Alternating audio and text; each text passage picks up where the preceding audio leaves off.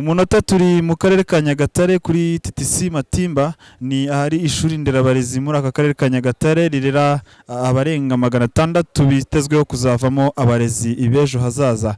Uyu munsi kuri wa kabiri tariki ya 12 Ugushyingo 2025, umunyamabanga wa leta muri Minisiteri y'Uburezi Irere Claudette yasuye iri shuri agamije gusura ibikorwa bitandukanye Minisiteri y'Uburezi ikomeje gushyiramo imbaraga bibongerera ubushobozi, birimo inyubako zo kwigirwamo, inyubako z'ubuyobozi ndetse n'inyubako zikorerwamo ubushakashatsi izizwi nka laboratoire n'ibikoresho byazo, amashuri agezweho cyangwa se smart classrooms zabafasha muri ICT cyangwa se kwiga ikoranabuhanga. Ibi ni bibafasha kugira ngo bavane ubumenyi hano mu gukoresha cyangwa se mu kwiga hakoreshejwe ikoranabuhanga, kuko nabo bazigisha nyine ari ryo bagomba kwigamo.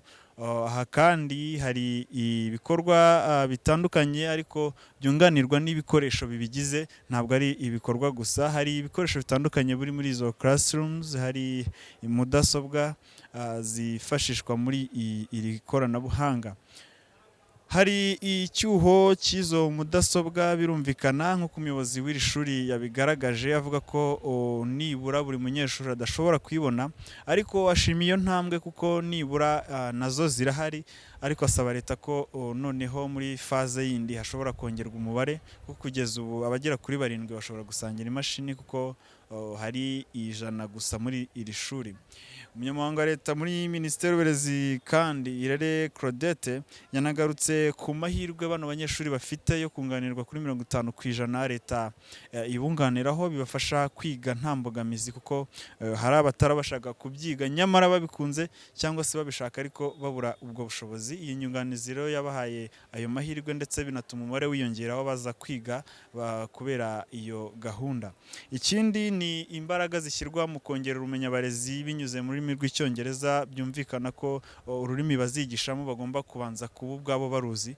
Ibi rero bituma hongerwa imbaraga nyinshi mu kubigisha bakiri muri aya mashuri, kugira ngo nibajya gutanga ubumenyi bazabe nabo bigisha muri uru rurimi baruzi neza, hifashishijwe n'abandi barimu batandukanye baturutse hanze y'u Rwanda bari gutanga ubu bumenyi muri amashuri nderabarezi atandukanye. Turifuza ko tugera aho buri munyeshuri wiga muri TTC aba afite igikoresho cy'ikoranabuhanga.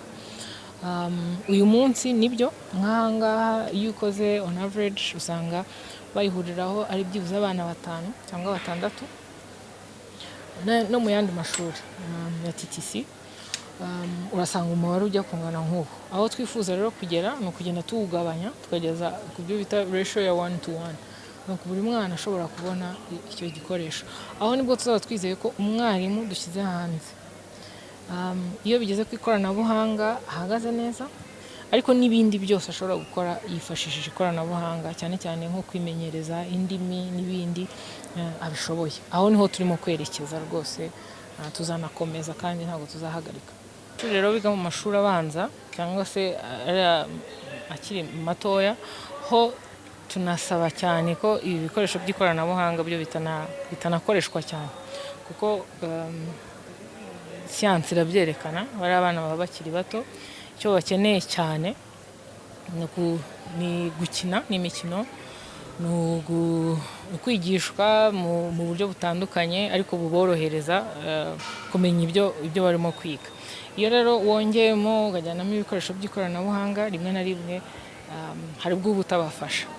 Bitavuze yuko ariko aya mashuri atagomba kugira ibyo bikoresho, aho bishoboka biracyahari. Ahenshi muzahasanga twa laptop duto tw'abana two twitaga OLPC, muzatuhasanga kuko n'utw'abana tubigisha gushushanya, turimo ibintu bikeya byo kwifashisha,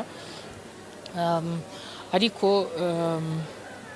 muri rusange ko umwarimu yigishwa gukoresha ikoranabuhanga cyane cyane mu mashuri abanza, ntabwo ari uko tuba tumukangurira kugira ngo ajye kurikoreshayo, ni ukugira ngo arimenye asohoke arizi, kuko azaryifashisha mu gukora ubushakashatsi, azaryifashisha mu gukosora aho bibaye ngombwa, azaryifashisha mu bindi byose.